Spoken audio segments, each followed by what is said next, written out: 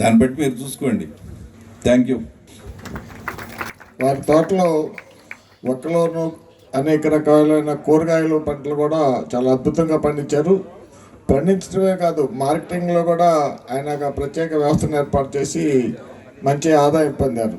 Thank you very much sir, మీ అనుభవాలు పంచుకున్నందుకు. ఎన్నెన్నో ఉద్యమాలు పుట్టాయి. ఉనికి కోసం, జీవన భుక్తి కోసం విప్లవ పోరాటాలు జరిగాయి. పోరుబాట పట్టి హక్కులు సాధించుకున్న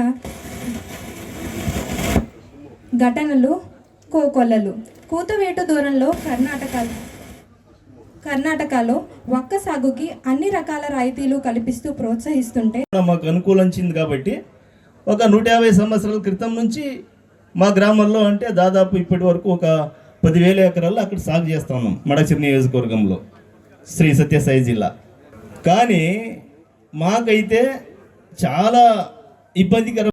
42 డిగ్రీలు టెంపరేచర్ పోయినప్పుడు మా ఒక్క దిగుబడి తగ్గిపోయి 60% కరెక్ట్ మా ప్రాంతానికి. అంటే కనీసం 42 డిగ్రీలు టెంపరేచర్ అయినా కూడా నీకు 60% దిగుబడి ఇస్తుందంటే మీ దగ్గర పండించిండే వెరైటీ బెస్ట్ అని నా దగ్గర కనీసం అంటే ఒక 60-70 మంది రైతులు నా దగ్గర నుంచి. ప్రధానంగా మార్కెట్, ఎందుకంటే ఇప్పుడు ఎవరు చెప్పినా చెప్పకపోయినా అయ్యా నువ్వు ఒక్క ఎద్దు రేపు ఉంటుందో లేదో అంటే వినే పరిస్థితులు లేదు. మన రైతులు 5 లక్షలు వస్తుందంటే ఎకరానికి వేయాలి అంతే. మన ఇక్కడే దగ్గర నుంచి ఒక ఆయన ఫోన్ చేశాడు, పెద్ద ఆయన, 75 ఏళ్ళు ఉంటాయంట. అన్న ఇట్లా మనం తెలుసుకోవాలి కదా, సంతోషమే, చేయాల్సిందే.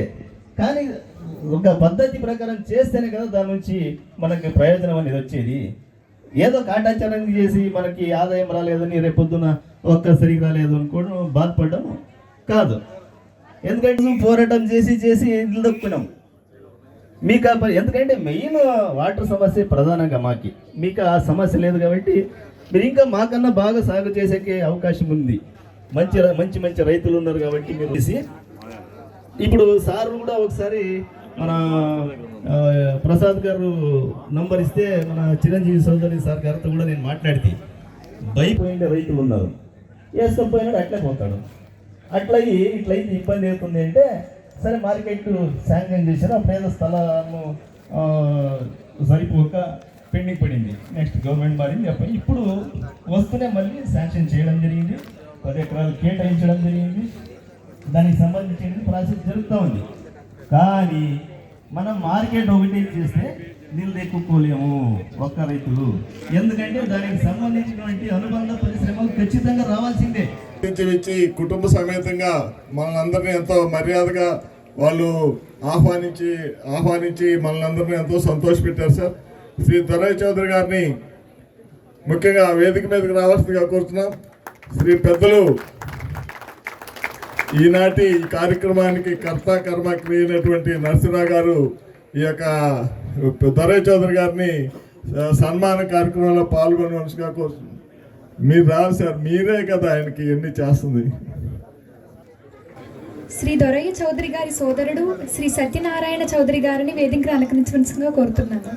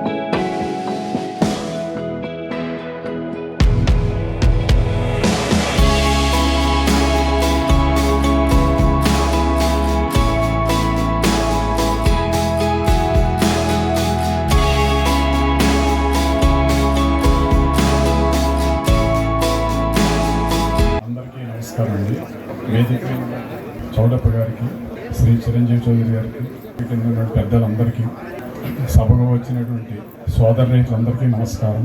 ముందుగా నేను ఒక మాట చెప్పాలండి. అసలు అందుకే మీరు చాలామంది చెప్పి వింటారు మీరు, కానీ నేను చెప్తున్నది చాలా ఇంపార్టెంట్ దీనికండి. శ్రీ ప్రకాష్ విద్యా సంస్థలటువంటి ఫౌండరు, చైర్మన్ గారు, ఇంకా వేరే కూడా ఉన్నాయండి. వాళ్ళ చుట్టూ నరసింహరావు గారి గురించి 2 మాటలు చెప్పాలి. ఈరోజు ఇలా ఇంతమంది ఒక చోటకి చేరడానికి మూల పురుషుడు వారే. ఏదో ఒక కార్యక్రమంగా వారి ప్రోత్సాహంతో స్థాపించినటువంటి ఆయుర్వేద వైద్యానికి నేను మా అమ్మాయి ఒకసారి వెళ్ళామండి. ఆ టైంలో మా అమ్మాయి అక్కడ ఒక 2 వీక్స్ అక్కడ వైద్యం చేయించుకోవాల్సిన అవసరం వచ్చిందండి. ఆ టైంలో చిన్న పరిచయంతో ఈరోజు ఇంత పెద్ద సదస్సు పెట్టడానికి కారణం అవుతుందని నేను కలలో కూడా ఊహించలేదు. ఎవరో ముక్కు ముఖం తెలియని వ్యక్తి చేసే చిన్న పనులు గుర్తించి నలుగురికి తెలియజేయాలన్న వారి సంకల్పం ఆయన గొప్ప వ్యక్తిత్వానికి నిదర్శనం. నరసింహారావు గారు రైతులు మేలు కోరుకునే ఉన్నత వ్యక్తి. రైతులంతా ఐకమత్యంగా ప్రగతి సాధించాలని ఆరాటపడే మంచి మనిషి. అందుకే ఒక్క సాగుతో కానీ కొబ్బరితో కానీ వారికి ఎటువంటి సంబంధం లేకుండా ఇంతటి గొప్ప కార్యక్రమానికి వారు ముందుకు వచ్చారు. ఖర్చు గురించి ఆలోచించకుండా నలుగురి మేలు కోసం ఘనంగా సదస్సు జరిపించమని మాకు చెప్పినారు. దేశంలోనే మంచి పేరున్న వరంగల్ REC కళాశాలలో 60లోనే ఇంజనీరింగ్ చదివిన ఆయన ఆ రోజుల్లో తాను తలుచుకుంటే విదేశాలకు వెళ్ళేవారు, లేకుంటే ఉన్నత సంస్థల్లో ఉద్యోగం పొందేవారు. అయితే ఆయన వాటి గురించి ఆలోచించకుండా గ్రామాల ప్రగతి కోసం తప్పించి అందుకు విద్యే ప్రధానమని నమ్మి 1977లో శ్రీ ప్రకాష్ విద్యా సంస్థలకి నాంది పలికారు. పాడి పంట 2 కళ్ళని నమ్మేవారు. దేశంలోనే అతిపెద్ద డైరీ గోబర్ గ్యాస్ ప్లాంట్ నిర్వహిస్తున్నారు. అంతేకాకుండా పాడి రైతుల సంక్షేమం, దేశవాళీ ఆవుల జాతి పరిరక్షణ కోసం ఏటా ఏదో ఒక కార్యక్రమం నిర్వహిస్తూ స్పాన్సర్ చేస్తూ వస్తున్నారు. పాడి రైతులకు ఉపయోగపడే విధంగా ఇప్పటికే ఆయన ఎన్నో కొన్ని పుస్తకాలు కూడా ముద్రించారు. ఇంత చేసినా ఆయన ఎక్కడా తన పేరు బయటికి రావడానికి ఇష్టపడరు. ఇప్పుడు కూడా తాను చేసే సాయం నలుగురికి తెలియజేయాల్సిన అవసరం లేదనేది ఆయన సిద్ధాంతం. అది వారి నిరాడంబరతకి తార్కాణం. ఇంతమందిని గుర్తించి సత్కరించి ఒక్క రైతులకు దిశ కల్పించి సదస్సుగా ఆయన కర్త కర్మ సూత్రధారి అయినందుకు హృదయపూర్వకంగా వారికి కృతజ్ఞతలు తెలియజేస్తున్నాము. వారి గురించి ఎంత చెప్పినా కానీ ఇంకా చాలా తక్కువ అనిపిస్తుంది నాకు. అటువంటి వ్యక్తిని మనం ఏ రకంగా కొలిసినా తక్కువ అనిపిస్తుంది నాకు. ఇన్ని సంవత్సరాల నుంచి 25 సంవత్సరాల నుంచి మేమందరం కూడా వేసి సాగు చేస్తున్నాం. ఈ 25 సంవత్సరాల్లో చాలామంది రైతులు మాకు ఫోన్ల ద్వారా విజయసారథి గారికి మాకు కూడా ఫోన్లు చేస్తుంటూ ఎంతోమంది ఈ సాగు మీద మొక్కు చూపించారు. కానీ ఎప్పుడు కూడా ఒక్క రైతులందరూ సంఘటితంగా ఒక దుక్కుకి రావాలని ఎప్పుడు ఎవరికీ ఆలోచన రాలేదు. ఈ మహానుభావుడు వల్ల ఈ రోజు ఇంతమంది మనమందరం కలుసుకోవడానికి అవకాశం చిక్కింది.